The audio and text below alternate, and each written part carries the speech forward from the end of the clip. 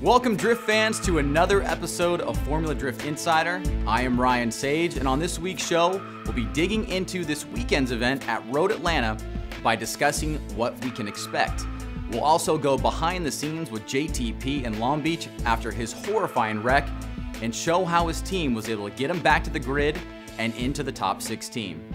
And finally, we'll be debuting our 10 in 10, the top 10 moments in the 10 years of Formula Drift.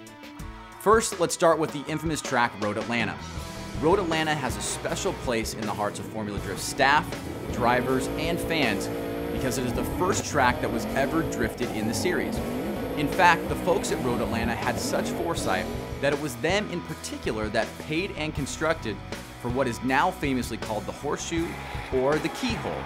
This specific feature makes it possible to link the track back in a circular manner and makes it one of, if not the most exciting and dynamic tracks in the world. Many drivers and indeed fans feel that Road Atlanta is the #1 track in the series with respect to challenge and overall fun factor. We here at FD Insider wholeheartedly agree. Now it goes without saying that Road Atlanta comes with quite a bit of drama. Does anyone remember Tiregate? Or how about when Daigo Saito won a controversial battle against Vaughn Gittin Jr.? Or just last year when Tyler McCrory completed an impossible pass against June Meng. So impossible, in fact, it caused FD to rewrite their rules on passing. Or how about in year one when the driver favored to win the event, Reese Millen, did not even qualify? Anyone remember that? So what can we expect this year? With Dai in the lead, can Vaughn Gittin Jr. do what he has never done at this track and win? Well, what we do know for certain is that the most successful drivers at Road Atlanta that are currently in the series would be Chris Forsberg and Daijiro Yoshihara, both who have 2 wins. Forsberg in 2007 and 2009, and Dai in 2010 and 2011. So the first and third place drivers in the series right now have the most success at this track. But what about Vaughn Gittin Jr.? Where does he fit in?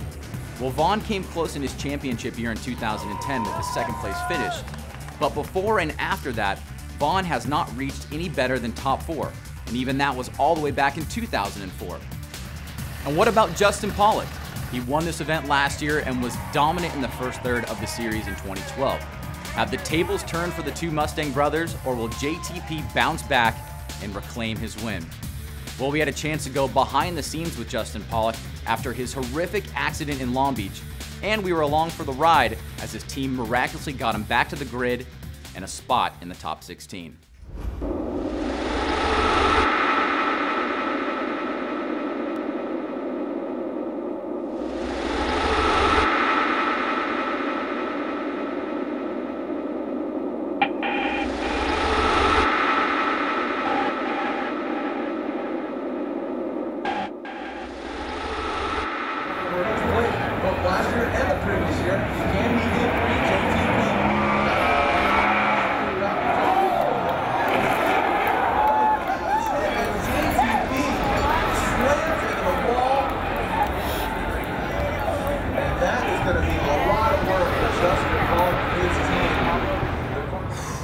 It was a pretty big letdown for myself. I mean, that's the last thing that you want to do as a driver.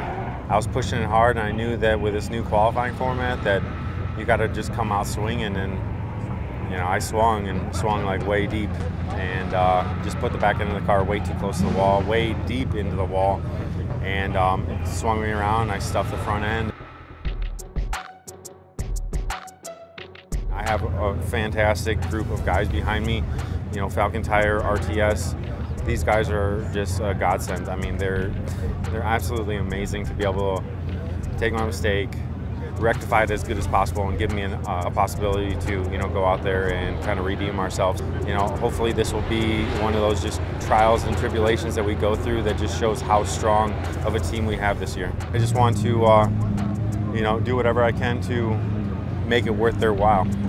I mean, they're going to put their heart and soul into putting this car back together at 100% or as close to, and it's my job to make it happen on the track.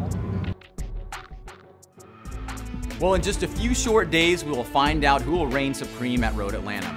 And let's not forget guys like Ryan Turk, Frederick Osbo, Kenny Moen, and Chelsea Denofa, all who started off the year in a big way.